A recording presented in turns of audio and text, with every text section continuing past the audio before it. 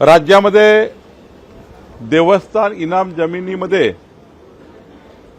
4.5 लाख ते 5 लाख हेक्टर जमिनी वादात अडकलेल्या आहेत। देवस्थानालाही फायदा होत नाही आणि शेतकऱ्याचाही निर्णय होत नाही। त्यामुळे एक विस्तृत कायदा आणण्याची गरज आहे। काल आम्ही महसूल खात्याच्या वेबसाईटवर देवस्थान इनाम जमिनीचा कायदा हा पब्लिक हिअरिंग करता, जनसुनावणी करता किंवा जनतेचे सजेशन घेण्याकरता किंवा देवस्थान इनाम जमिनीमध्ये देवस्थानाचे म्हणणं ऐकून घेण्याकरता लेखी सादर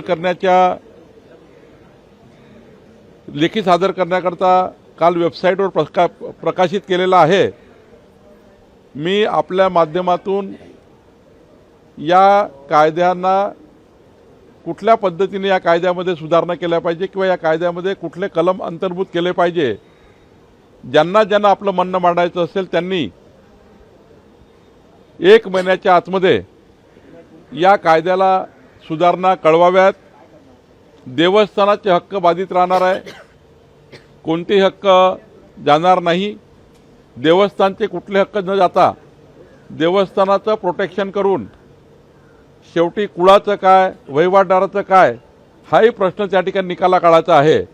आणि त्यामुळे देवस्थान इनाम जमिनीच्या कायद्याला आपण आपल्या माध्यमातून सर्वांना माझी विनंती आहे की त्यांच्या सूचना काही असतील तर कळवल्या पाहिजे।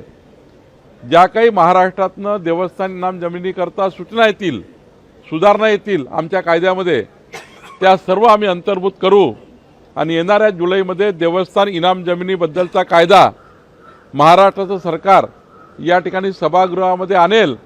सभागृहात याची चर्चा होईल आणि मग अंतिम कायद्याला आम्ही त्याचा निर्णय करू। देवस्थानच्या जमिनी काढून घेऊ नयेत अशी मागणी अखिल महाराष्ट्र जे मंदिर संघटना यांनी केलेली आहे।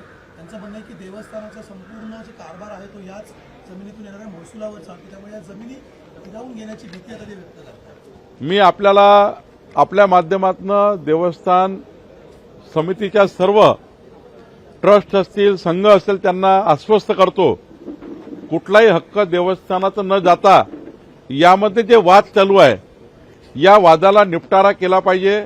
देवस्थानचे हक्क कायम ठेवून देवस्थानचे कुठले हक्क बाधित होऊ न देता या ठिकाणी आपण हा कायदा आणलेला आहे। त्यामुळे देवस्थानचं म्हणणं काय हे आम्ही ऐकून घेऊ, वहिवाटदाराचं म्हणणं ऐकून घेऊ, कुळाचं म्हणणं ऐकून घेऊ आणि यातून मात्र शेवटचा मार्ग काढू। शेवटी कुणी या ठिकाणी घाबरून जाण्याची गरज नाही। शासन कुठल्याही देवस्थानाच्या जमिनी काढून घेणार नाही।